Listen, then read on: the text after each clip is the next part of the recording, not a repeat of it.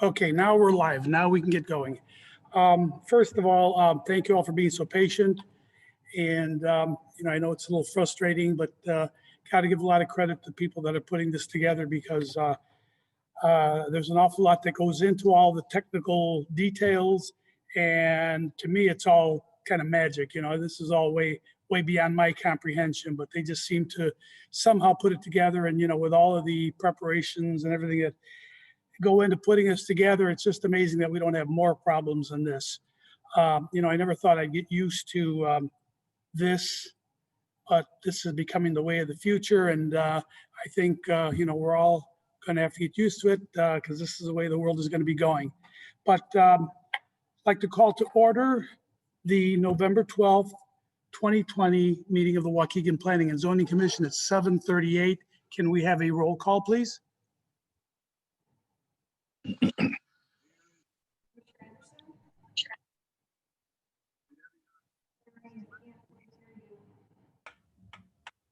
Hello, Commissioner Anderson? Here. Bill? Here.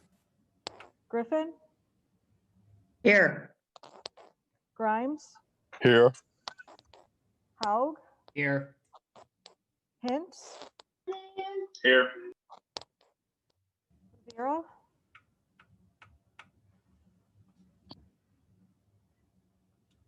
Rivera? Oh, I'm sorry, I can't hear you. I think you're on mute.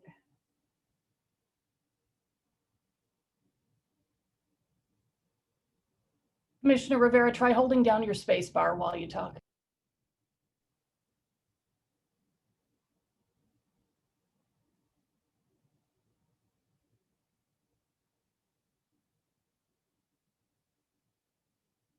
Hello? Here. Rodriguez? Here.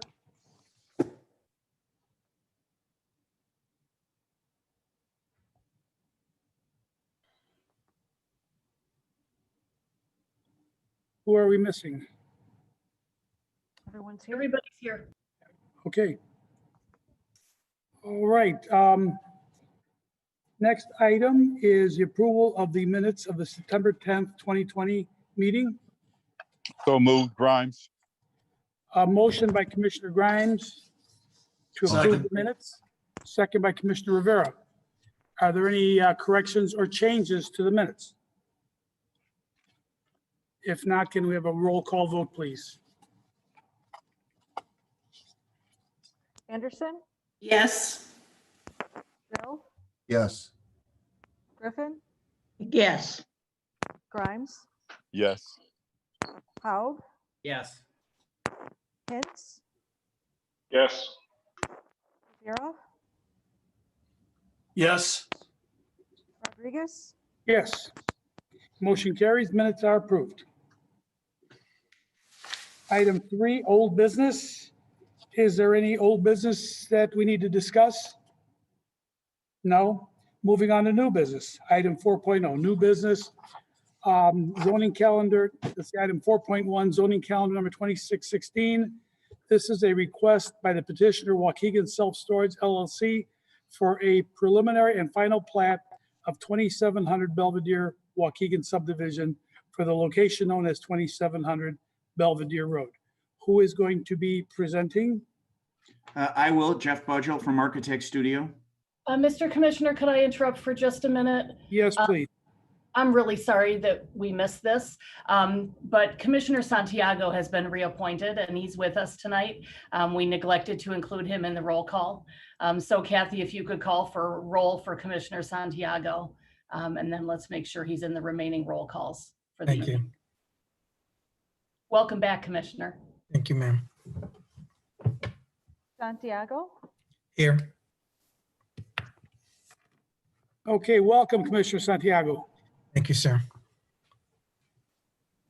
All right, so who's going to be presenting then, Mr. Budgel? Correct. Are you the only person that's going to be presenting and speaking? That is correct.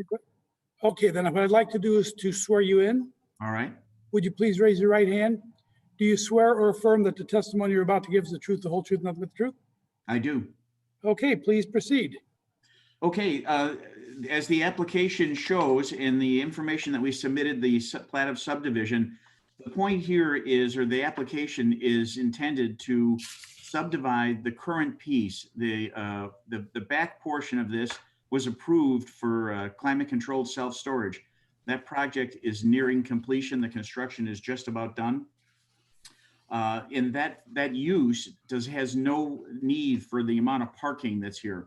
They're satisfied. If you look at the plat of subdivision that was submitted, there's, I think, 8 or 10 parking spots in front of the property and another dozen or so to the west. That leaves the entire parking lot unused. And the intent here is to subdivide it off and allow it to be redeveloped currently under the existing B3 general zoning. The current owner has been attempting to sell it, and there's been issues with it because it has to be subdivided in order to be sold, and buyers are reluctant to enter into an agreement that is going to have to be subject to approval. So we're asking for no changes to the zoning. Anything that would be put on here would comply with the existing zoning that allows anything that would be allowed in the entire strip center that's here. So if they wanted something that was outside of the allowed B3 general commercial, they would have to come in and prove their case and ask for a variation or whatever relief they need in order to do it. Our intention is that it would be an allowed use. It would allow for future development, additional development on the site, additional revenues to the city, which would, I think, all be positive things. I don't know if you'd like me to go into the plan. I think you all have the architectural plan in the proposed plat of re-subdivision. It's simply dividing it, the front portion off. I don't know if there's any questions that I can answer for anybody or add to that. It's a fairly simple, straightforward request for a subdivision.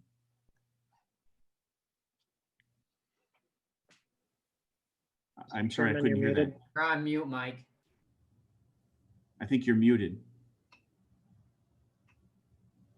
You're right, I am muted. Thank you. Oh, you're welcome. Do any of the commissioners have questions of the petitioner?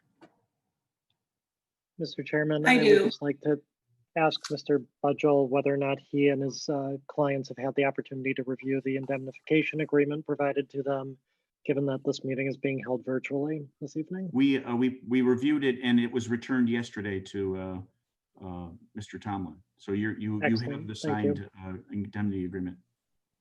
Okay, and Commissioner Anderson has a question. Well, essentially, you're suggesting that somebody could build on this parking lot, correct? That would be the intention, and the hope is that somebody would purchase it and build either a single use that's allowed under the zoning or a strip center, additional strip center that would be in front of the storage facility. As I look at it, I think industrial park as compared to a city street. I mean, if you're thinking you're going to build 3 buildings deep, that's the kind of thing that you see in an industrial park. I don't know. I understand from an ownership standpoint why you would want to sell this and develop it. But from a city planning standpoint, and I don't know, I'm not sure when it doesn't really make sense to me. I don't know about the other commissioners, but as I look at it, it looks to me like it's the kind of thing that you'd see in an industrial park, not on a city street. I don't think that it would necessarily look industrial at all. You see these things, I think, quite a bit. I'm picturing in my mind some examples where you've seen like a Charles Schwab, they take a spot like this and build their own building and or a retail store that wants its own spot. I don't think it would be, it doesn't need to be an unsightly thing at all. As a matter of fact, I think it could be quite an asset. It certainly would generate additional revenue in terms of real estate taxes and potentially retail taxes as well. Well, I mean, if you're talking retail, I could see it but in the place where the self-storage is, flipping it around. You've got a big building, the self-storage is on Belvedere, which is the main thoroughfare entry street into our city. And that's present front and center, and a big building, a massive building. Behind it is another building. It's not going to be seen. Dilger is a small street. I don't know. I just, that concerns me, but I'd like to hear what other commissioners have to say. Commissioner Haug. Yeah, I'm sorry to disagree with you, Teddy, but, I think it'd be better than a vacant parking lot, frankly, and higher density, I think is a good thing. And tax revenues are excellent. And frankly, I'd rather see a nice building in front of this self-storage behind it. And it's not directly on Belvedere. You have to remember that there's other retail stores in front of it. So it's like a second tier before you get to the third tier. So, the alternative is probably just going to sit there as a parking lot forever. And I don't see that as being a very viable, future for that piece of property, especially if you're going to have a self-storage back there. So I actually view it as a good thing, both aesthetically and functionally in terms of tax base for the city. So. And anything that would be here would come to planning and zoning for approval? Is that what we're saying? If it's within the B2 district, right? I believe that if it's within, correct me if I'm wrong, that if it's a B3 general commercial use, then they'd have to, for the building, they'd have to submit for a permit, but the use would be acceptable, just like along the vacant stores in that strip. If it's a B3 general use, they can go in and just open up as long as they get their license and whatever renovations they do, permits for that. But for the use, it would require no changes. Okay. I'd like to make a comment too. Commissioner Rivera. This building, I'm going to agree with Ted on this. This building has been unoccupied for years. I know we've had some unsuccessful businesses that tried to occupy the building, and it failed. So it's nice to see building get occupied, and then of course it'll bring some tax revenues. What I would like to know, the numbers, what potentially it could bring to the city. I don't think I have any real estate tax potential, payments or the retail sales tax would be strictly based on the use. I mean, I don't think there's a way that I could give any kind of an accurate assessment of what's potential, but there's certainly a potential for retail sales tax that could generate, I think, considerable revenue, and the real estate tax would be in line with other buildings in the area for sure. Mm-hmm. I apologize. I don't have that tax. Okay, that's all right. Thank you. Are you talking about from the existing building or from potential new developments in the front parking lot area? I don't have any information for the front parking lot that would be developed, which is what we're discussing here tonight. Okay, I was actually asking Commissioner Rivera if he's asking about tax benefits from the existing building, or if he's asking about what the potential would be for future development of the outlet. Well, I could see, for future development, obviously, additional tax revenue towards the city, but it would have been nice to know about the building itself. What is it going to produce for the city? The business itself.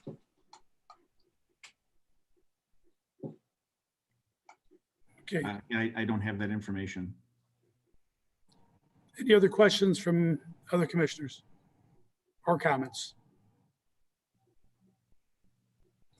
Okay, I'd like to ask before I ask the city staff to weigh in on this, I just want to let the public know that we're going to have open phone lines after the items are presented. We're going to have open phone lines, and the public will be able to call in and comment on anything that's on the agenda tonight or any other thing, or address the commission on anything that they would like to address the commission about. And the phone number is going to be area code 847-856-6412. Once again, 847-856-6412. And I'll repeat that number again a couple more times before we get to the open phone lines. No other questions from commissioners? I'd like to ask city staff to please give us their position on this. Thank you, Mr. Chairman. I apologize that Mr. Tomlin is not here to present his staff report to you tonight. So I'll do that on his behalf. As you can see in the staff report, we are recommending approval of this project with the conditions. As Mr. Budgel mentioned, it is the B3 district. So with this subdivision, anything that was a permitted use in the B3 district would be able to go right to building permits. They would not need to proceed through this process. If you wanted to add a condition for site plan approval, that would be an option for you to recommend that City Council add that condition. And then it would come back so that we could look at the site plan for whatever use came in, even if it was a permitted use. The staff agrees that it would be nice to not have a vacant parking lot in front. I think Commissioner Haug fairly well represented the staff's consensus. Our only concern is that if the self-storage facility were no longer a self-storage facility at some point in the future, the parking would be very limited for what's remaining with that building. So then most other uses in that building would then need a parking variance or some sort of shared parking arrangement with the property in front. So that's something to keep in mind as well. But we do recommend approval for the project. Okay, commissioners, you all have a copy of a letter dated November 5th from the Waukegan, to the Waukegan Planning and Zoning Commission from Russ Tomlin, giving the city's position and recommendations. And I was handed a letter when I came in, a revision of this letter. There were a total of 19 conditions and another condition was Mr. added. Chairman, that's a different zoning calendar. That's zoning. Oh, I'm sorry. I'm sorry. That is for the, thank you for catching that. You're welcome. That's on the next item. This one Thank has, you. Okay. Do the commissioners have any questions of city staff? Okay, in that case, I'd like to ask for a recommendation, a motion. as you recall, Mr. Chairman, in our new format. Oh, we I'm need sorry. I'm going back into the old format. Then the public comment and then Yes, we'll. I'm sorry. We have the public comments and everything else. So we're going back into the next one. So Mr. Budgel, thank you. We are going to be voting on these later. And we have one more item on the agenda, actually two items, but they're for one project. And after these are presented, then we're going to have public comment and then we will be voting. So thank you, Noel, for catching that. I'm getting a little confused. I have too many papers here in front of me right now. We're going to move on. Item 4.2 and 4.3, zoning calendar number 2621 and zoning calendar number 2622. 2621 is a request by the petitioner Nieder Capital Services LLC for a request for text amendment to section 8.4-4 of the Waukegan zoning ordinance to allow age-restricted residential and senior living as a conditional use. And zoning calendar 2622, which is a request by the petitioner Nieder Capital Services LLC for a conditional use permit for an age-restricted residential and senior living facility for the location known as 200 North Green Bay Road. This is the one that was on the agenda for the last meeting, and this was held over. So who is going to be presenting on this? Mr. Chairman, before we move forward, I'd like to just clarify something for the commissioners. You'll see that the agenda does have that longer description for age-restricted residential. What the text amendment actually says and what we're going to ask you to include in your motion is that it would be called senior restricted residences rather than that even longer title. So you'll see the text amendment the narrative itself, the document has that correct title on it. And we apologize that there was that mistake on the agenda posting.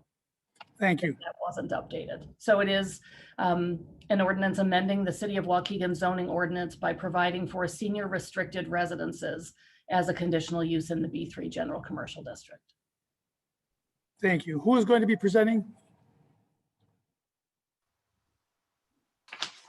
Good evening, Mr. Chairman. My name is Nick Standiford. I'm a zoning attorney for the petitioner, Nieder Capital Services. And Good evening. My name is Anthony Abruzzo. I'm the architect for the project. I'm working with. okay, what I'd like to do is to swear you both in, please. And then we have one more, sir. We have Boris, if you Yeah. introduce Boris yourself. Stradievsky representing the Nieder Capital Services. Boris, could you please turn your camera on so that they can Oh, see I'm so your, Noel asked me to turn it off last time, so I kept it off. all right. And Okay, so, thank you. Up now. Raise your And if right hand, Lorena is guys. presenting, she should also turn hers on. okay, Urena, if you could also turn your camera on, please, and introduce yourself. Good evening, Irina Makarchuk. 1 second, I'll turn on the camera. There we go. Okay, I'd like to swear you all in. Nobody else is going to be speaking then on this project, correct? That's correct. Okay, please raise your right hand, everybody, all of you. Do you swear or affirm that the testimony you're about to give is the truth, the whole truth, and nothing but the truth? I do. I do. I do. Okay, please proceed. Okay, so we're here tonight to ask for this text amendment, and this is to allow a new use in the B3 district, and that is for what we're calling senior restricted residences. The reason we're asking for this text amendment is because we're gonna hope to take the Ramada Inn on Green Bay Road and turn it into senior residences. So what that is 55 and up and 62 and up that would be allowed to live at this specific location.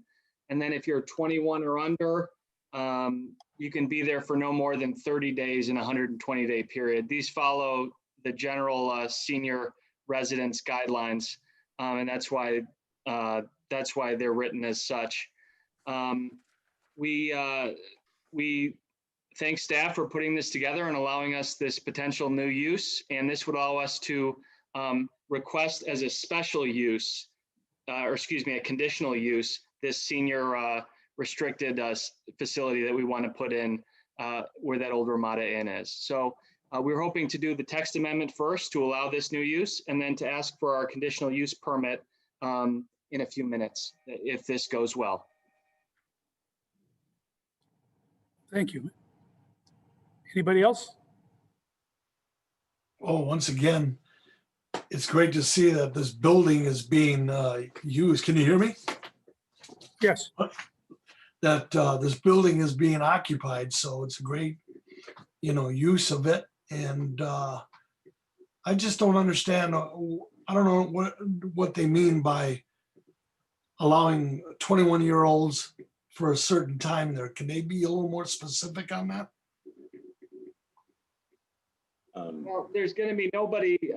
We don't anticipate that anyone under the age of 21 is going to be living there for an extended period of time. This is a senior-focused facility. Right. Those would be, I'm not sure what kind of use that would be. Maybe somebody whose parents passed away and they want to use the lease for a little bit or something. Yeah. But I'll have to defer to staff on that specific provision. I can maybe address that a little bit, Commissioner. This is something that mirrors very closely the federal guidelines for the programs that include senior housing and senior residential facilities generally.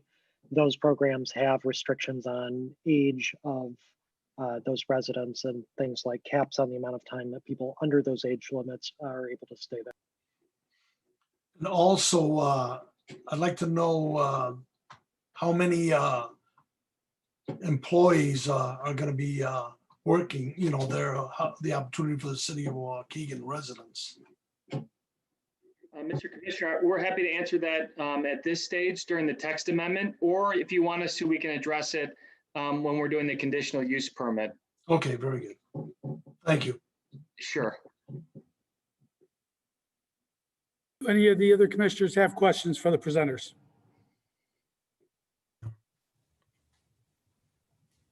Okay, I'd like to ask city staff for their recommendation only on zoning calendar number 2621 to begin.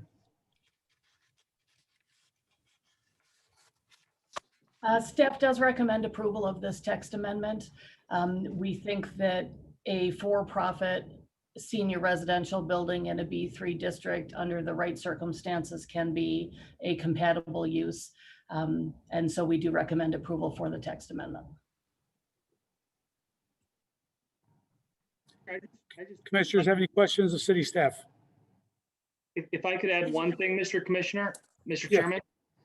There is one provision that I talked with the city attorney about, and that was that the certificate of occupancy could be revoked for any violation of a city code. And we discussed that, and that's a harsh penalty. So I think it was agreed upon that it would be only enforced in a situation that warranted that. Is that correct, Mr. Durando? That was the substance of our conversation. We're looking at ways of modifying and clarifying the text amendment when it goes ultimately to city council. Thank you very much. Okay, moving on to item 2622. Could we have city staff give us their position on this? I think there's further presentation to give, isn't there, Nick, on this, on the 2622 portion on the CUP? Yes, So I think that would, preferable for that presentation to happen first. in our- Okay, the reason I was moving on was that we were already discussing the specifics. So it just seemed that that was already covered. But if you have more to present, please go ahead. There are further specifics in the CUP. Okay, thank you. Thank you. so if the commission will indulge me, I'm going to share my screen and provide a PowerPoint so that people can see kind of what we're proposing here. So I think that it's up now. Let me go to presentation mode. Are you able to see this, Mr. Chairman? Yes. Okay. So Does everybody see it? Yes. Yes. Okay. So thank you. Yes. Steve. So this is our PowerPoint. Nieder Capital Services is the applicant. First of all, I'd like to thank all the staff time that they put into this and this commission's patience in getting this on the agenda finally. We really appreciate you hearing this tonight and all the service you do for the community. It shouldn't go unnoticed. But for this project, this is the aerial. This is the Ramada Inn. I'm sure you all know. It's off Green Bay Road, and it's currently in a pretty dilapidated situation.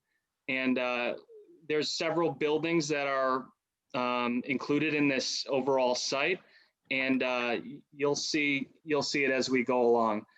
There's residential to the west and to the north, and then to the south is that car dealership, Elite Motors Inc. And then to the east, there's some business and that little open area, and then residential beyond that. That's kind of the general makeup of the area. This is the existing exterior of the property. As you can see, there's a very small amount of landscaping, and we'll talk about how we're going to improve that. We're going to talk about how we'll improve the surface, the paved surfaces, and the overall facility as a whole. But as you can tell, it's in need of a facelift. This is taken from the road here off Green Bay. So we'll go to the next slide. So here we are. This is the zoning that it's in. It's in a B3 district, and I talked about it's got residential to the west and to the north. And then beneath that, we have that's where the car dealership would be. So this is where the text amendment comes in. So this is what we just talked about, is this text amendment for allowing a conditional use in the B3 district. This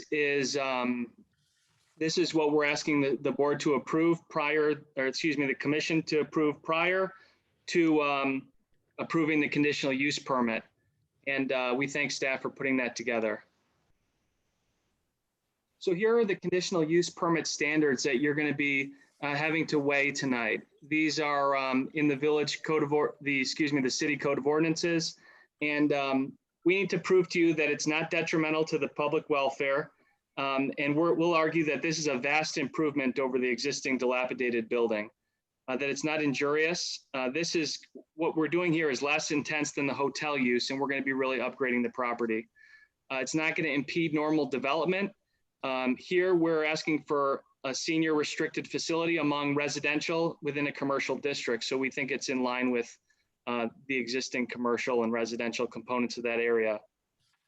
We don't need new facilities, new utilities, new drainage, anything, because we're staying within the existing building footprint and the site plan. So we don't need any of that new stuff.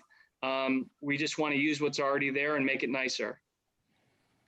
Let's see here, ingress and egress, same thing. There are 4 entrances. 2 off, what's the name of the street? I always forget it. What is that? West Waukee. West Waukee, thank you.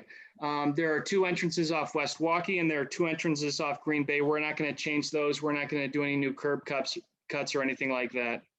The next item is the comprehensive plan. The 2020 draft plan for Waukegan envisions commercial uses such as this, which is multifamily housing. So we're in line with that. And the last standard is whether we'll conform with the regulations of the district. Again, we're not changing the footprint. We'll be within the setbacks. We'll comply with parking. All we're planning to add is some trash enclosures, some cameras.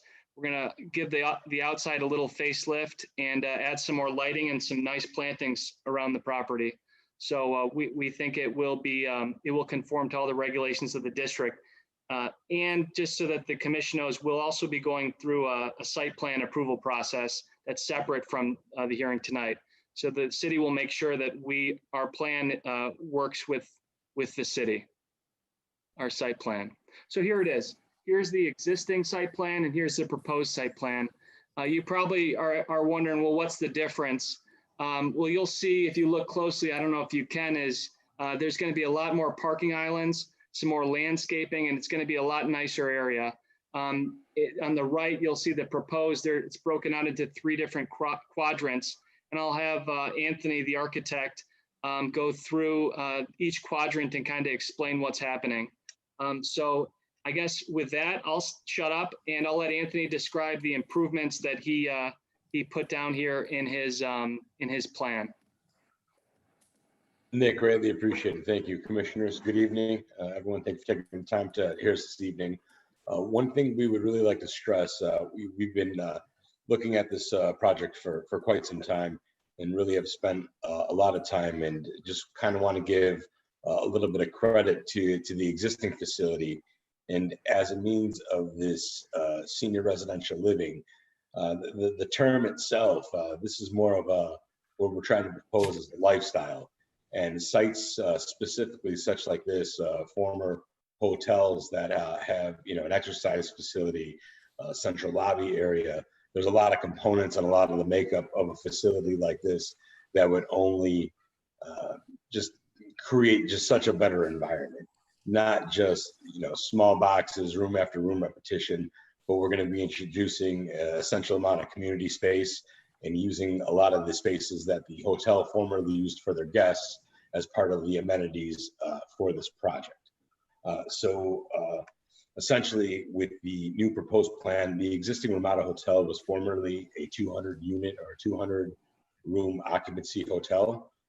We are hoping to achieve 150 units of this senior restricted living. With that said, the existing facility is essentially roughly 127,000 or 124,000 square foot of actual built space. And we've been through room by room, area by area, in trying to assess the situation. We do understand that the property has been left not maintained for some time. So going back to what Nick was saying, how we propose to really revitalize that whole Green Bay Road. We understand this is a vital artery into the community and into the town. Furthermore, with that said, the amount of landscape islands, general landscape and maintenance that we'll be providing to the area, we feel that is truly going to be a beautiful site. See if Nick, if you were to go to the next slide so that we could give it an enlarged. Perfect. So this gives you a little bit of a clear bird's eye view. The gray area are all the existing buildings that make up this site, and essentially with that, then you can see around, and the landscape islands and kind of the overall landscape plan that we're providing to really enhance and beautify this site.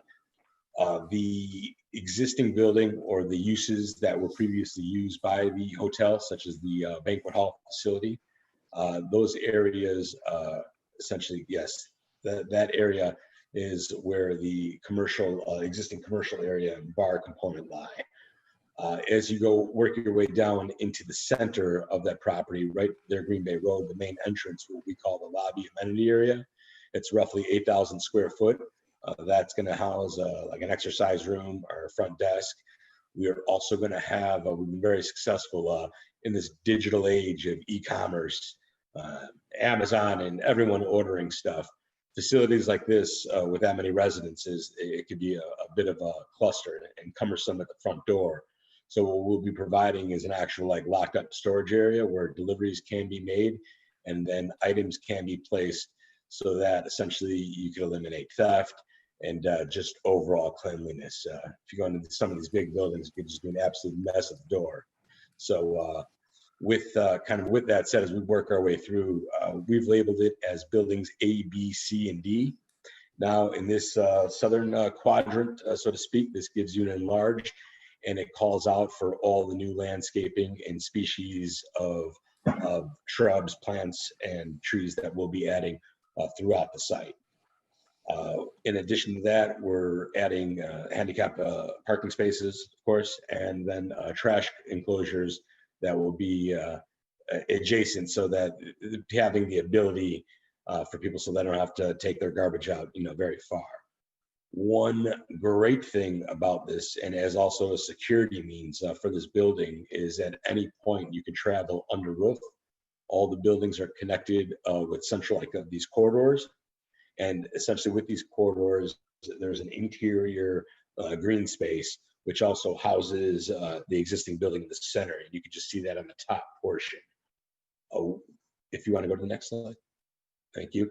This is that the upper quadrant, and this shows the banquet, the size of the existing banquet hall space, existing restaurant, and the existing lobby area. And then in addition to that, all the landscaping, and we'll be adding. Next slide. And then this is also the next quadrant. So if you want to go to the next slide, can give you a little bit more of an overall of what the space is. So in addition to the 150 units, we were providing a great amount of ADA spaces. I'm sorry, ADA units. We will have 1 bedroom and then studio combinations. In addition, I know it was talked about earlier about the utilities. As a 200-room hotel, essentially has 200 toilets, 200 sinks, 200 bathtubs. We will be removing a large majority of those.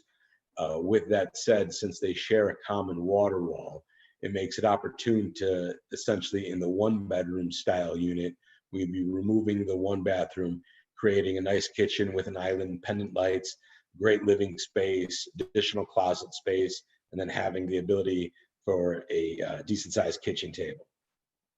Adjacent to that is the proposed unit itself, the sleeping quarters that have the bathroom, and then in addition to that, closet space. So this slide depicts the unit breakups, that for the regular and that for the ADA units.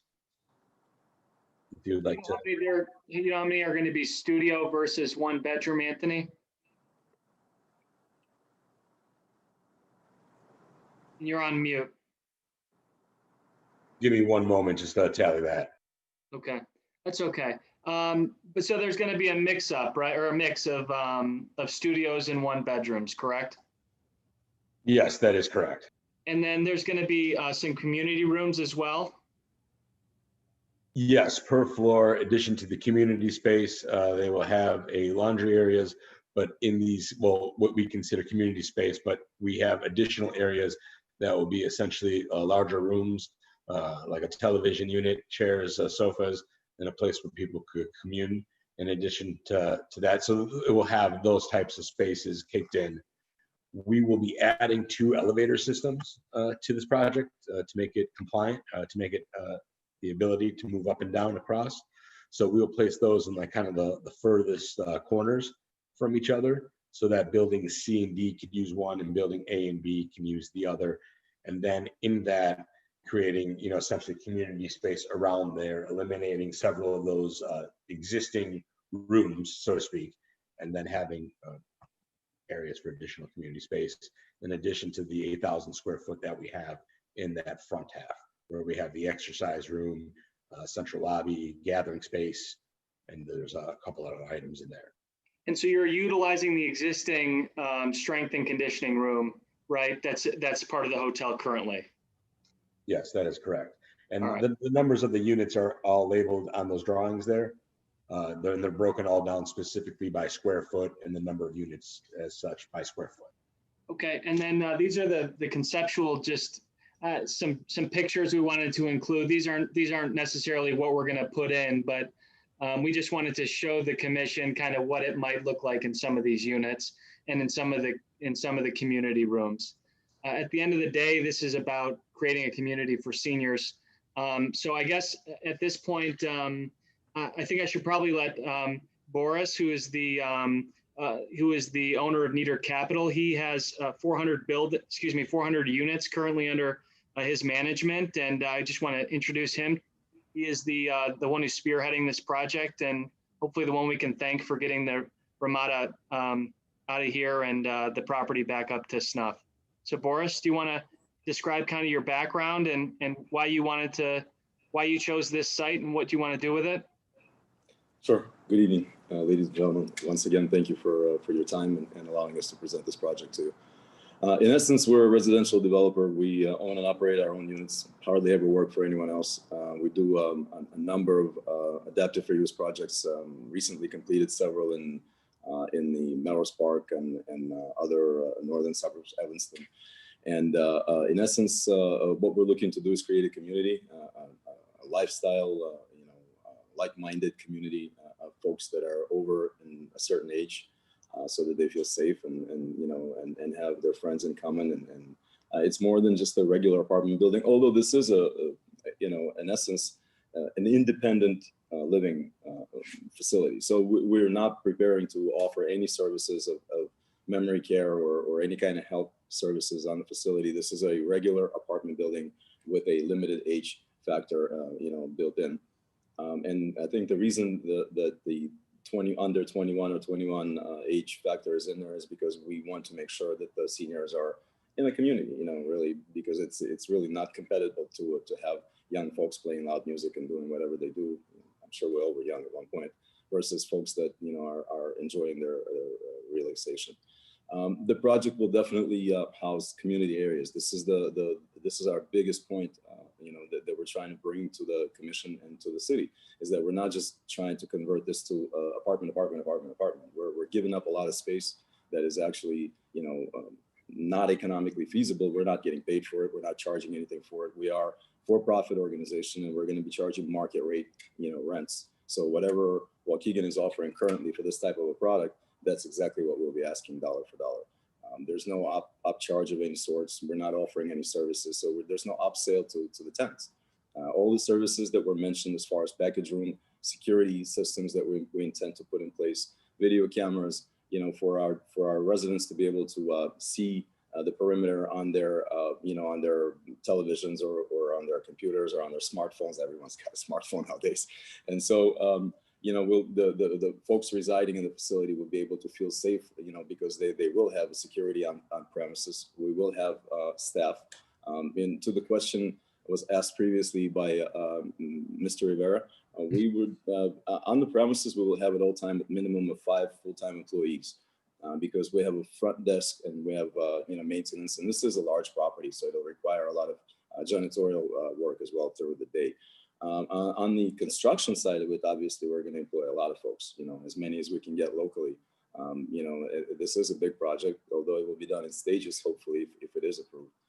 But I anticipate at least 15 to 20 employees, during construction. As many as we can get locally, that's going to be our goal, obviously. And we would assist with job training if we were working with the city and there was interest in, any kind of job training. We'd be happy to participate in that, that's definitely something of interest to us. We currently work with VA, with Catholic Charities, and providing ADA compliant housing or ADA accessible housing, for folks. And once again, we don't do this for any particular upcharge or any profit. We do this as a regular course of business. That's just our model. It's what we preach, hopefully we'll be able to deliver a beautiful community in the place of a dilapidated hotel that's been closed for quite some time. I know the bar is not a happy, emotions from everyone around because of it not being conforming to the current use. But I think it's something that we'll work through. And unfortunately, the current CUP will not allow us to utilize the commercial building in any shape or form because it only allows for a use to be for the residents of the facility. And there's just no way we can get any commercial services to be provided from the outside for 150 residents. It's just not going to happen. So most likely the commercial building that that sits in the front will end up being demolished. And then, the project will be purely a residential project. There will be no alternative uses on the site unless, we can come up with something that would bring interest to the city and yourselves or whomever we have to satisfy for that. But we have no plans for that. And that is one is the reason why we did not put anything on there. It's sort of ghosted, if you could see that. We're not projecting anything on that site at all. Really, I mean, we've been working on this project for over a year. I think Noel can attest to that. So we've been very patient and working away and trying to bring a good, solid project that would satisfy, everyone, and mostly the residents, to be honest with you, because we're going to provide brand new apartments that are going to be in a better end of things with nicer finishes, maybe some granite countertops and, LED lighting, video cameras, newer fixtures, and obviously brand new, kitchen appliances and obviously this is going to be almost like a brand new construction within the existing walls. That's basically what it is. We expect the project to be probably north of $4 million of investment into the facility in construction alone, outside of the purchase price. So for that kind of number, we think we can get an absolutely AAA class product into the facility. And that's pretty much all I got. The rest of those questions. So with that said, I should apprise everyone of the conditions. So there's been 20 proposed conditions placed on the project. Those have been suggested by staff to make sure everything goes according to plan. We have one comment and the other stuff has been agreed upon.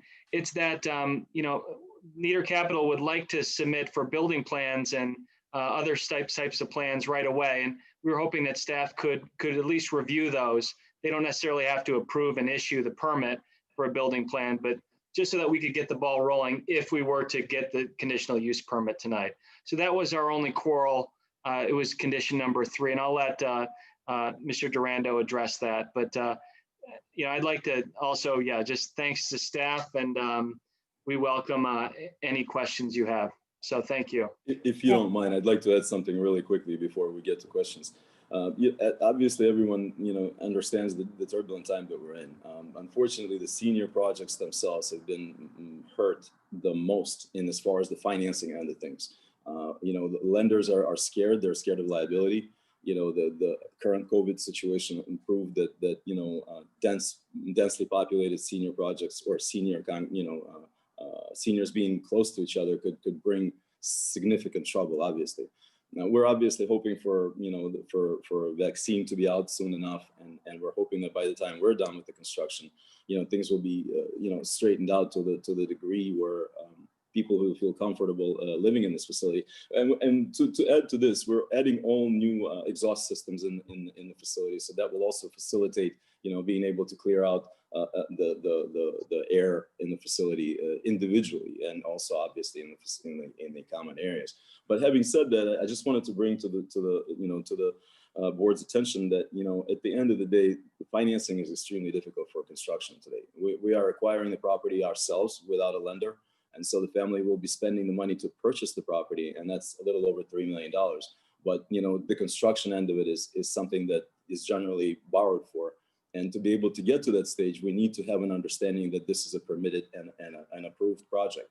And we can only do that if staff would assist us in some way or degree to at least let us know that we've complied with all of the requirements, versus them pushing back on the fact that, once something is approved, it's possibly the same as permitted. We don't want to put anyone on the spot. We just want to make sure that we fulfill all the requirements if we are successful moving forward tonight. Thank you. I just want to point out to Mr. Stanifer, you mentioned about getting the conditional use permit tonight. That will not happen. We do not authorize or approve the conditional use permit. This is just a recommending body. Our job is to hold the hearing and then make a recommendation to City Council. But City Council ultimately will make the decision as to whether to issue the CUP or not. Understood. And I have the board meeting on my calendar, so we'll be ready. So for you're ready for that. Yeah, I'll reuse my PowerPoint maybe. All right. All right. I'd like to ask if any of the commissioners have any questions for the petitioners. Mr. Chairman, Ben Yes, Grimes, Mr. Grimes. I think the proposed owner mentioned to a certain extent Stretch's bar that's located there in the front, that's going to be eliminated. Is that correct? Stretch's? So it is actually staff's, it's in the staff's recommendation letter. I don't believe that we are allowed to proceed unless the facility is eliminated due to its uncompatible use for a senior residential, a building, a rental building. We have considered, speaking with staff about possibly placing something, in the building that would be beneficial to the facility, but unless we're able to utilize the facilities, well, not us, we don't operate, food and beverage or any type of this type of a business. But if we were to locate someone who would, then wish to operate the business, and bring the extra sales tax and all that and employment to the city, they would have to, have a spot in there, and they couldn't operate only feeding 150 folks in, that will be, a couple of hundred folks that will be residing in that facility there. So unfortunately, based on the CUP, and that's not us, based on the conditional use permit language, that building will have to come down. Thank you. Understood. Thank you very much. We still have the slideshow on the screen. Can we get that off so that we can have the meeting participants back on the screen? My apologies. Yes, you can. Thank you. Okay, now I'd like to Mr. ask if Chairman? any of the other, yes, Mr. Durando. Just Mr. one- Chairman, could you announce the phone number one more time, please? Absolutely. For the public, anybody who is watching and would like to call in, we're going to have audience time after we finish discussing these two items. And you can call in at 847-856-6412. Once again, it's 847-856-6412. And I will announce to you when the phone lines will be open and available for you. Okay? Mr. Chairman, Yes, Commissioner Bill. Oh, Mr. Durando, did you want to say something? I was just going to ask the same question. You were going to mention the Standiford same thing. Okay, thank you. And Mr. Stradavsky, that they've had an opportunity to review the indemnification agreement, recognizing that tonight is a virtual meeting and virtual public hearing, and have had an opportunity to review that and return it to the city. Yes, sir. Commissioner Bill. Thank you. Boris, in your business plan, do you have a percentage that would be low income available where we could give low income people a special rate or percentage? So when we originally approached the city over a year ago, discussion came at the table of what type of a rental facility this would be. Having in mind that our tenantship, our residents will be seniors, we accept the fact that most of them will be on supplemental, SSI and getting their payments through something like Section 8 or a similar type of product. So we personally do not call this a low income product, but we are considering that majority of the folks residing in our facility will be already past the employment age. And so that automatically will take them into that, section of generating X number of dollars, So it'd be adjusted to the population then? Absolutely, yeah. Okay. And you mentioned before that the sort of touched on HVAC. So each unit would have its own system, or is it a common system? So the way this is actually constructed, you have a docking system that's going through the entire property, all of the buildings inclusive. And what it does generally, it just brings in heat. It's only a heat-only system. The units themselves are individually heated and cooled by a PTEC unit. It is our intent to replace them all with a modern product. So that the PTECs that are there now are going to get retired and scrapped because they're working on an old system with Freon and all that. None of that is available anymore. So, it's our intention to completely redo them. Zero efficiency in the systems. Right. And then in addition to that is what the hotel occupancy was to what this is going to require by code, a certain amount of exhaust air. So to providing that to every livable unit. Right. And that's exactly what, thank you, Anthony, for, I'm so sorry that I interrupted. I was just going to add to the fact that we are adding to the units additional exhaust systems that will allow for circulation of internal air to the outside sources versus having, to go through interior, in recirculating unit by unit by unit, which is much safer.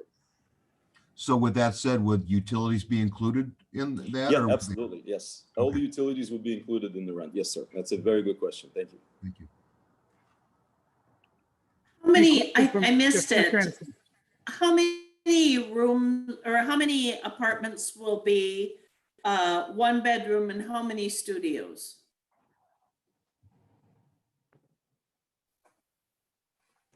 So Anthony was telling it up. Majority of the apartments are one bedrooms. Majority of the studios are in one building. So I would say that out of 150 units, at least 90 plus will be one bedroom apartments and the rest are studios. And they're do you spread have through the property, excuse me, and they're spread through the buildings. Okay. And then do you have you've obviously thought about price point, what the rentals are going to be for a one bedroom and a studio? Of course, yes. We did our marketing study and researched all the one bedroom and studio pricing in Waukegan. Anything that's compatible to what we're going to provide. This is going to be nothing but an apartment building, really. I mean, we're not going to go above the market for any particular reason. If we had more than 150 units, we could offer things like a pool or whatever. But at this point, this will be just a better quality apartment rental, building. That is all. And how you said you have 400 units. You're managing 400 units now. Where are they? There's throughout the city. We have buildings in Elmwood Park, Melrose Park, Maywood, Wheeling, Evanston, City of Chicago, pretty much spread out. It's not a single property. I personally have worked on different projects. I've been a president of an association of 1,000 units, and I worked it myself on daily basis. My job is the management. I do the development and management part. That's what I do. So are any of these other buildings as large, or is the project as large as this one is? Not in a single form, but we do have high-rise buildings, over 8-story, and we have, corridor buildings. Generally, I think our biggest one is 84 apartments. And how do you intend to market these units? Well, actually, that's a very good question. Thank you for asking. We actually considered going to the city and trying to work with the housing authority and creating some kind of a social program. I believe in offering these apartments to people who need them most. There is and I'm thankful to the staff and mayor who pointed me to several locations in city in last year when we were doing research on this project. And, I got to see some of the, rentals for seniors, and I believe we could do, what we could do is just a completely different animal, I mean, we can give people a much better quality of life in these apartments by providing new style, new product, great facilities with outdoor areas that they can utilize, in safety of their own company versus having to live in areas that are populated by, a different age popular group. And We also were considering some of the products that we're going to use are digital, as everyone, everything's going digital. So we were going to utilize a system called Lively. It's a platform that allows for notification of residents, that allows for communication with management, instant communication with management if you're using things like a computer, or you're calling in or to an 844 number, a 24-hour a day maintenance number. There are things that we can offer, such as common coordinated leisure activities, because we have all that space available to us, and that's one of the people that we're intending to keep on property would be a person who will coordinate some of these leisure activities. And most likely these are things that are going to be done by residents with residents that can carry no extra cost, because that's not our formula. We don't provide those services at any price or any sorts. So that's basically the intent for the product.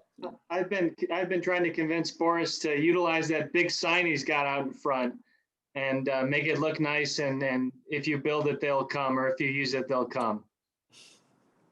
So, but obviously that would need a signed permit, but it's a thought.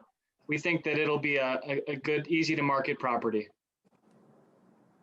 I honestly don't feel that we, since we are within the marketplace, I think that, without, it's not a matter of finding residents. I think you have enough residents coming of age every day. We're getting older every day. I'm getting older. Hopefully I'll get to that age myself. And I think that there should be no shortage of folks that are hitting a certain age and would like to live in a safe, environment, in a clean, safe environment, in a brand new apartment for the same price that they could live, elsewhere in town.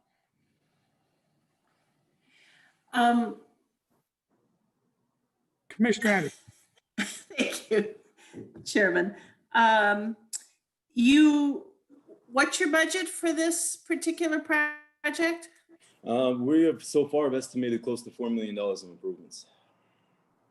It's a sheer size, it's size of 120,000 square feet. When you break that down, it's really not that much money per square foot, No, that's why I'm asking the question. You're talking about 3 elevator banks, adding that? 2. But we're also removing, the big part of that commercial building. That's 40,000 square feet. We're going to remove a big chunk of that, Yeah. Well, I work for an organization, and $4 million doesn't go very far.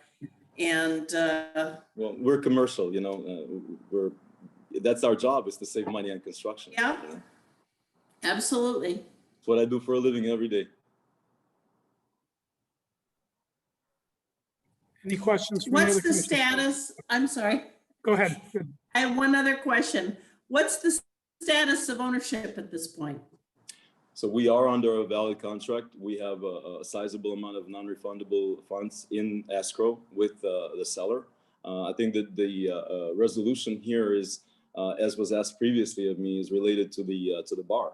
I think this is a sticking point between the city, the seller, and ourselves because of the CUP. So once that economic point is resolved between the seller and the bar owner, I think that they have a dispute over a number of dollars, who owes whom, which we're not part of. Once they resolve that, we have for our own protection. And I think everyone in real estate, hopefully will understand what we did, is we filed a specific performance lawsuit, which requires the seller to deliver what they sold, and we acquired this property at an auction, at a 10X auction, which is a pretty sizable commercial platform. And in the contract, it was sold to us vacant. And at the closing, they were not able to deliver it vacant. So they're just trying to work out a financial arrangement between Stretch and the owner, and we're not part of that. Mr. Chairman? Yes, Commissioner Grimes. Yeah, another point that we read is, they owe taxes now, real estate taxes, water. That's the existing owner, right? He has to clear up all that stuff. You have a whole harmless agreement with him that you get it clean and unencumbered. Yes, sir. At the closing, everything gets paid right there at the closing. There's no way to close without them paying all the outstanding bills to a dollar. Thank you. Sir. How long is this project going to take, Boris? Once approved? Well, if it is approved, Right. Of course. So our intention is to start phase 1 immediately by going after the foyer, the lobby, and the building 1, which is building 8. And then obviously the surrounding offsite, which is the parking lot, landscaping, and creating that. We believe we can, once we get the first building and all the offsite taken care of, we can probably go, a building every 5 months or so. So, we think that we'll be done in 18 months overall once we get rolling. Very well. Thank you. Yes, sir. Great presentation, by the way. Thank you, sir. We tried. It's been a year. Any other questions? Okay, before I ask the city staff to comment, I'd like to mention once again to any other viewers that we are going to have a call-in general audience time, and the call-in number is 847-856-6412. Once again, that's 847-856-6412, and the phone lines will be open as soon as we are finished with the presentation and the discussion. Like to ask city staff now for their position on this, up to the minute. Mr. Chairman, this is the project for which there is a revised amended staff report that I'm sorry, commissioners, you don't That have. I was referring to earlier, yes. I didn't realize until this evening that it had not yet been shared with you, so I apologize for that. I was handed this when I walked in. Yes, it was changed late last night. The real change is condition number 1 that is listed on your staff report has been split into 2. And the reason for that is that we were looking originally for a 3-party agreement on the revocation condition, and Netter's team has been able to provide a waiver by Waukegan Hospitality, the current owner, that's basically a 1-party waiver. So we're asking for Netter to also provide an equivalent waiver to us so that there are 2 waivers instead of 1 agreement.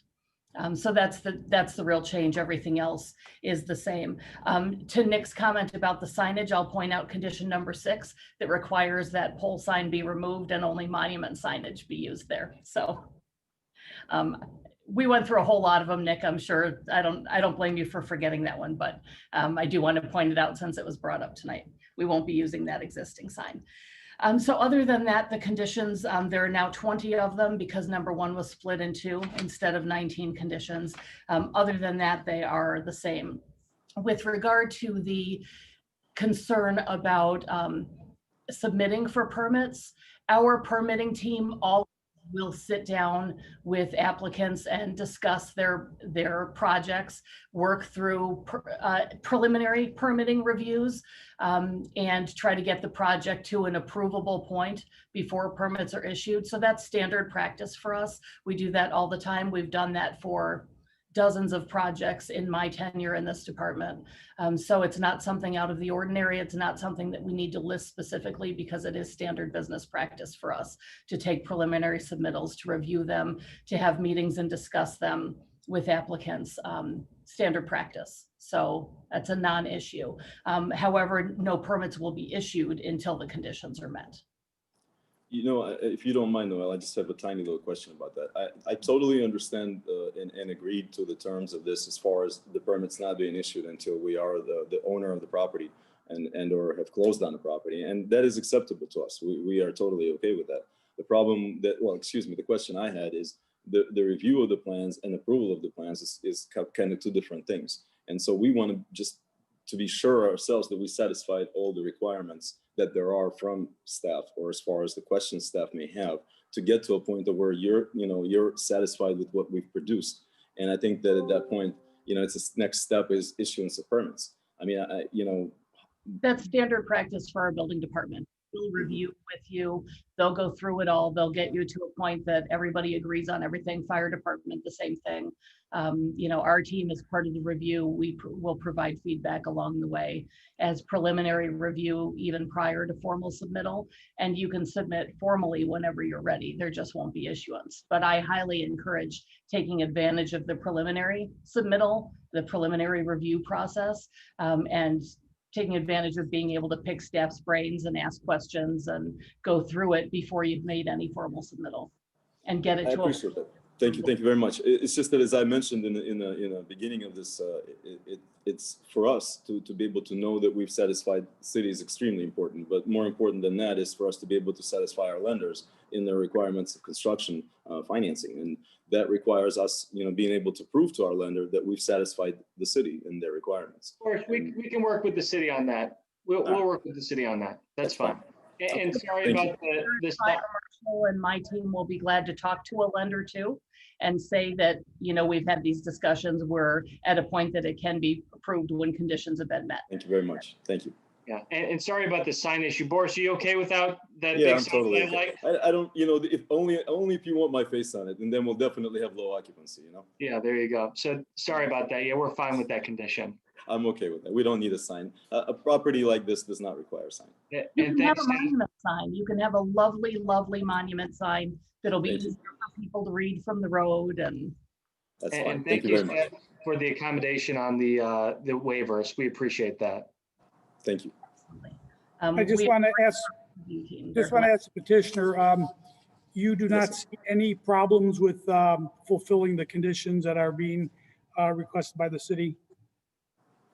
We are ready and able to fulfill those conditions. The only questions I had, I think I was able to voice those, Okay. Just want to make sure. Thank you, sir. All right, any other questions? May I make one more comment too? Yes, I can't remember which commissioner asked, but it was related to the affordability factor. And as Boris indicated, we did expect that this be a market rate project. I agree with him that most seniors are income qualified for most programs. And in fact, for a lot of the federal programs, just by virtue of being a senior citizen, they automatically consider you qualified, whether or not you've proven that through your income. However, because this is a B3 district, we felt that it was important that it not be something that would be a standard fit in another residential district. It needed to be different somehow. And we do have a lot of affordable housing in town. If we're making special conditions, we're allowing something outside of the ordinary, we expect it to be something outside of the ordinary. And so we plan on doing that. Consider it as a market rate property, but not as an affordable housing development. Thank you. We're Sort totally of in understanding.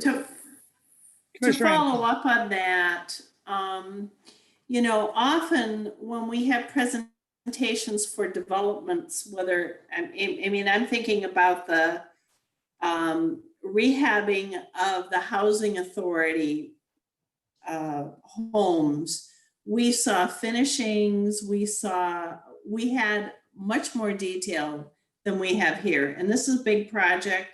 It's on an important corridor in town. And I do believe there's a real need for senior housing. So I'm excited to see a senior housing project.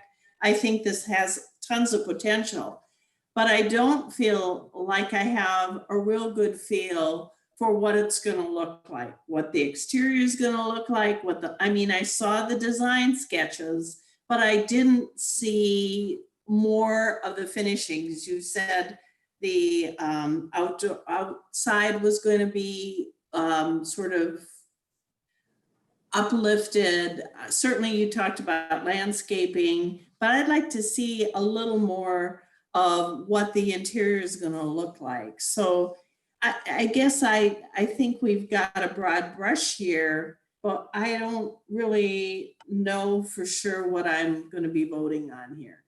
Commissioner Anderson, the staff feels the same way. We need to see more. And that's why we have condition number 6 that requires the site plan approval.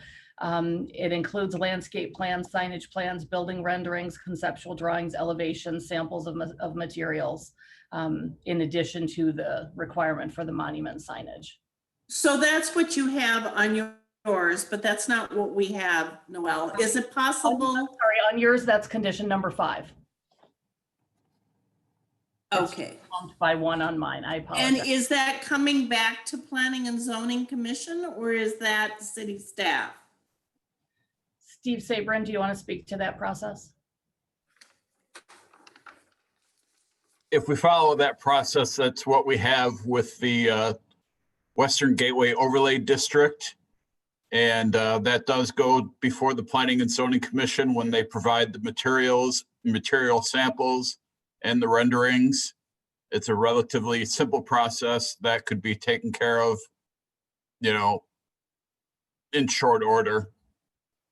Okay, thank you. Thank you, Steve. Any further questions for city staff? Okay.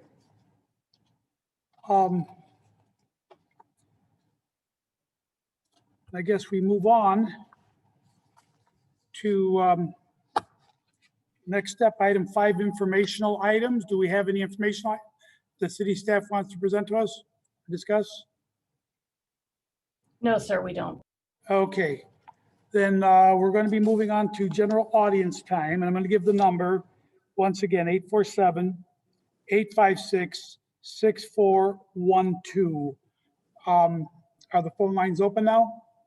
Okay, the phone lines are open now, so anybody that would like to call and address the commission on the items that are on the agenda tonight or on any other matter, you are free to call in right now. Phone lines are 847-856-6412. Phone lines are open right now. Okay, how do we do this? All right, I guess we're in the learning process here. We do have a call. You just have to figure out how to get them on the line here. My name is Mark Strickland. Mark, okay, there you are. I live at 2416. Yeah, I live at 2416 North Lewis Avenue in Waukegan, Illinois. Hi, Mark, how are you? Yeah, good, Chairman Rodriguez. I'm doing better than I deserve.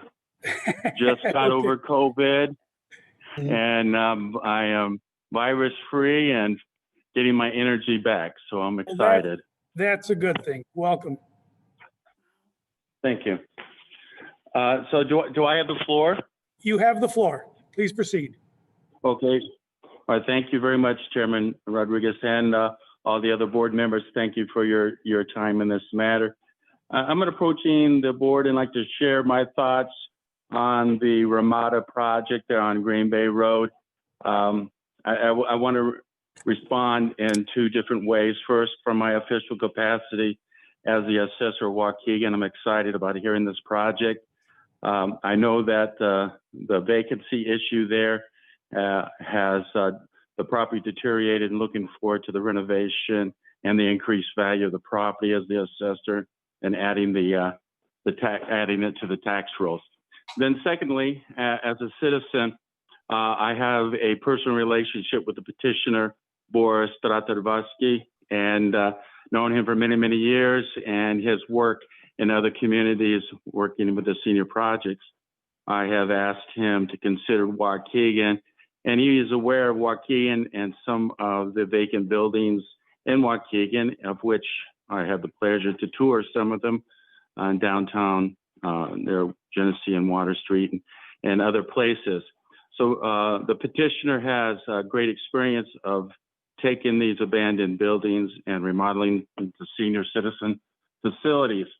My understanding that the petitioner is asking for a commitment from this board saying that upon closing, and strictly upon closing and transfer of the ownership, that they will approve the conditional use permit for this senior citizen project. Now, from the very beginning, my understanding that the mayor has been on board and has supported this project, and I understand that the petitioner needs the assurance that when he spends all this money in preparation, and then upon closing, that he can begin with the remodeling and the rest of the process of obtaining permits. I know that the issue is complicated with the petitioner and the owner, but I think that doesn't have any bearing on the situation with the board approving the conditional use upon closing.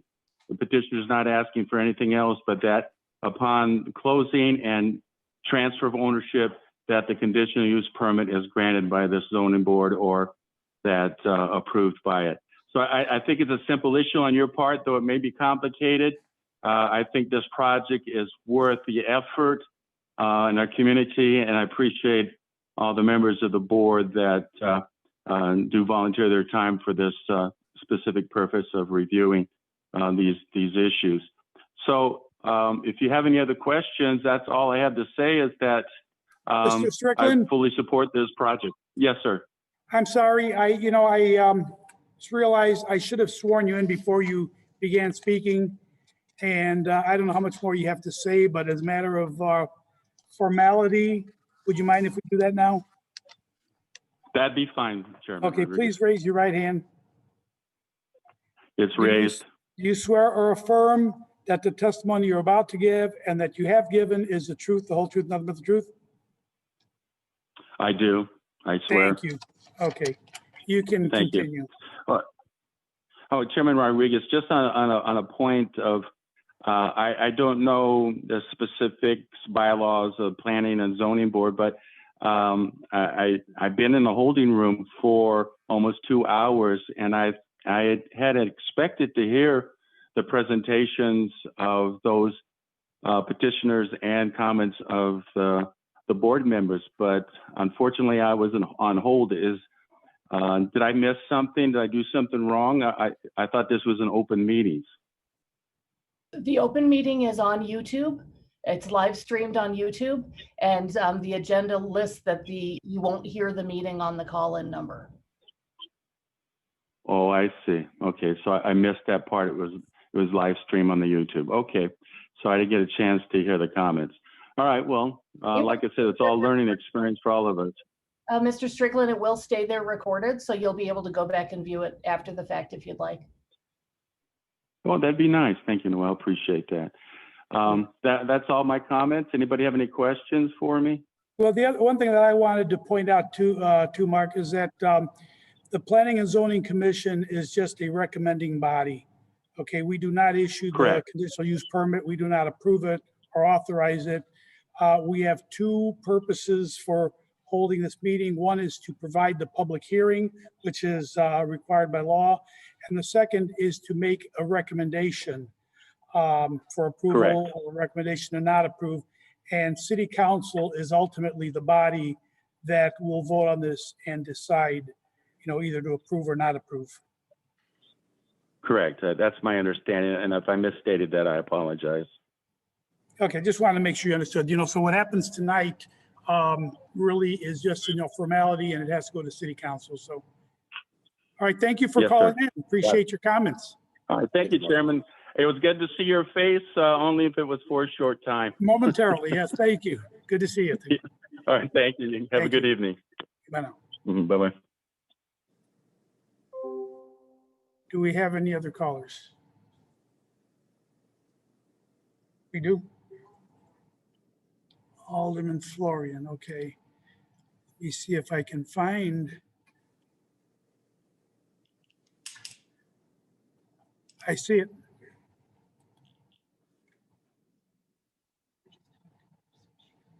Alderman Florian, are you there?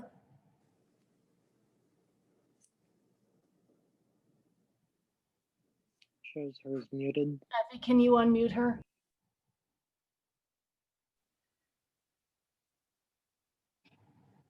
She may need to punch *6 into her phone. Okay, I believe we have Alderman Florian on the line, but we're trying to get to her. Alderman Florian, are you there? I'm here. I was sorry, I was pressing #6 instead of *6. Okay, we've got you. You're live. Before you begin, I would like to swear you in. Okay. Would you raise your right hand? Do you swear or raised. affirm that the testimony you're about to give is the truth, the whole truth, and nothing but the truth? I swear. Okay, thank you. Please proceed. Thank you for having me. I'm very excited about another, abandoned building possibly being repurposed. We just approved one of these in my neighborhood, which is also a former hotel. So I really am excited to see this project come to fruition. But as I watched the presentation tonight, I have one comment and one question. So my comment is, and Noel kind of touched on this at the end, about the difference between affordable housing versus Section 8. I mean, I realize that the gentlemen say they're looking at doing affordable housing, but I want to, you know, be clear that that is a totally different thing than a Section 8 or that type of thing. So I just want to make sure they understand the difference of that. And then my question is about the clarity around the issue with the current bar in the facility. So there's obviously some issues there. And when Mr. I can't pronounce his last name, when Boris talked about, thank you. He kept saying they are going to have to. So I'd like some clarity around who they is and how that's going to be settled out. If you don't mind, as far as they, in what content? Well, you said there's issues between the city and the owner, I think, which is one of the problems, but then also the owner and the tenant and how all that's going to work out. Yeah, so I think the nature, this is Nick Standiford, the attorney. I think the nature of the lawsuit is that the property was conveyed with an existing lease or without a lease, I suppose, and that leaves the bar owner as a holdover tenant. So the owner couldn't convey clear title to Boris once he bought the property. In addition to all the existing property tax deficiency and the water tax unpaid water bills. So the owner wasn't able to convey full title. Boris had to file a lawsuit, and that the parties are hoping that they can work together to resolve it in the coming months. Okay, I guess that clarifies it a little bit, but so you are asking for this permit without technically having the property in your possession, correct? No, we did not ask for a permit. Actually, staff made sure to mention in the recommendation letter that we are not to be able to obtain the permit until we actually close and purchase the property. So he's the contract, yeah, he's the contract purchaser, and the question as to title is kind of still in limbo, I would say, until the lawsuit is finalized and title can be conveyed fully and clearly. Okay. All right. Well, thank you for that clarity. I still, when you present this to City Council, I still may have some questions though, so. No problem. I'm happy to answer. Thank you, We'll Alderman. work on our answer in the meantime, Alderman. Thank you. Okay, thank you. Thank you, Mr. Chairman. Okay, is that all you had then, Alderman Florian? Yes, sir. Thank you very much. Thank you for your comments and questions. Okay, thank you for having me. Okay, bye now. Do we have any other callers? Okay, it doesn't appear that we have any other callers. I'm going to announce the number one more time in case somebody is watching right now and wants to call in. The number is 847-856-6412. And you can call to address the Planning and Zoning Commission on items that are on tonight's agenda or in any other matter that you wanted to discuss. We're going to wait a minute, see if anybody else calls in. 847-856-6412.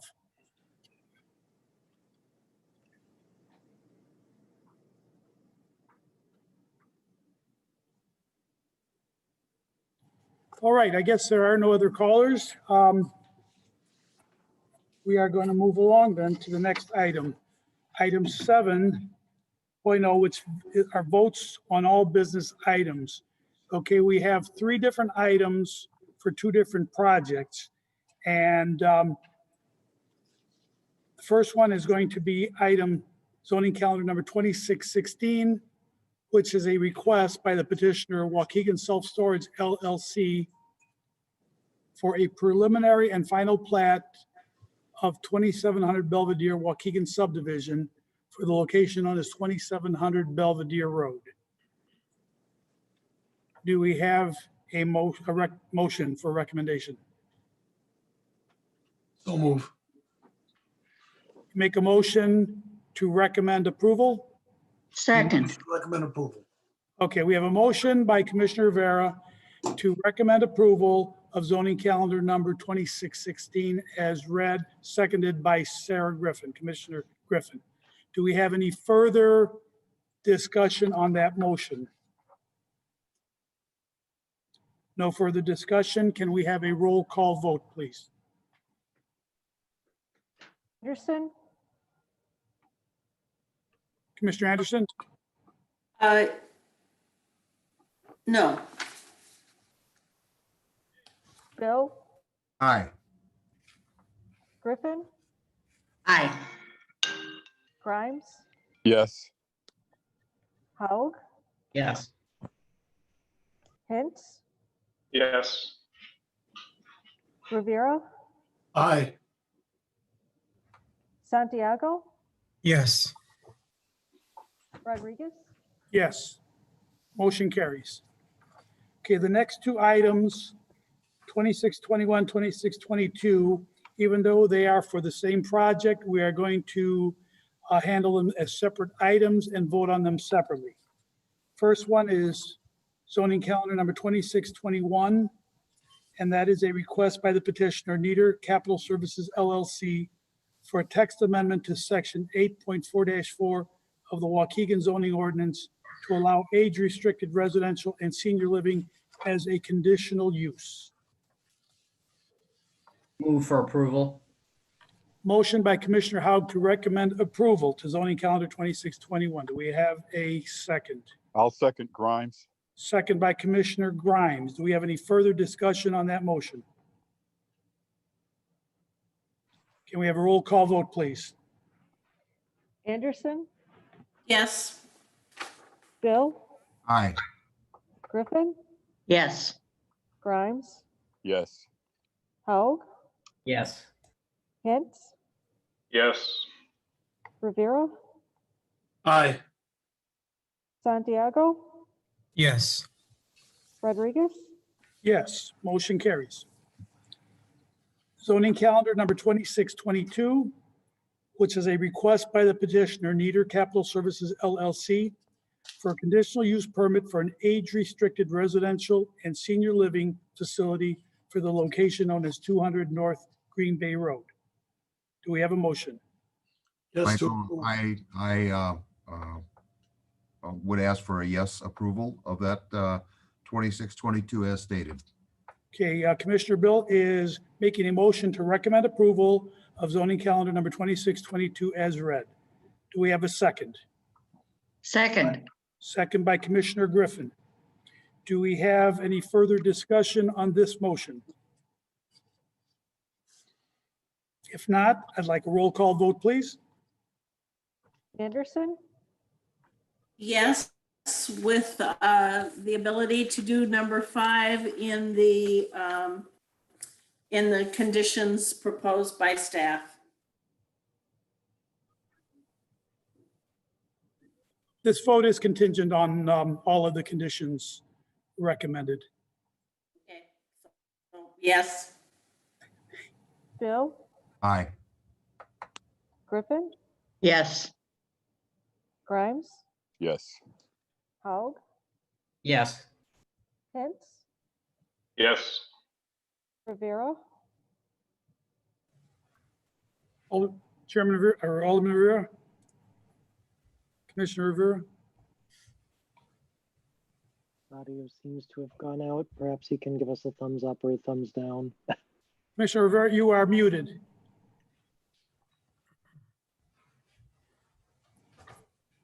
There you go. Aye, that was a yes. Yes. Okay. Santiago, Yes. Rodriguez. Yes, motion carries. Congratulations with your project. I think we're all very Thank you very much. excited about the Congratulations. fact that this project, Thank this you. property is going to be put to some good use. I promise to do a good job for the city. And we wish you well. Thank you very much. Thank you very much. Thank you for your time. Okay, Thank Thank you you all for your very time. much. Good that night. is all except for item number 8, which is adjournment. We need a motion to adjourn. Mr. Chairman, I motion to adjourn. Motion by Commissioner Hintz, Seconded. second by Commissioner Haug. We need a roll call vote, please. Anderson, Yes. Bill, Aye. Griffin, Aye. Grimes, Yes. Haug, Yes. Hintz, Yes. Rivera, Yes. is that a yes? That I'm was a sorry. yes. That was a yes. Okay, thank you. Santiago, Yes. Rodriguez.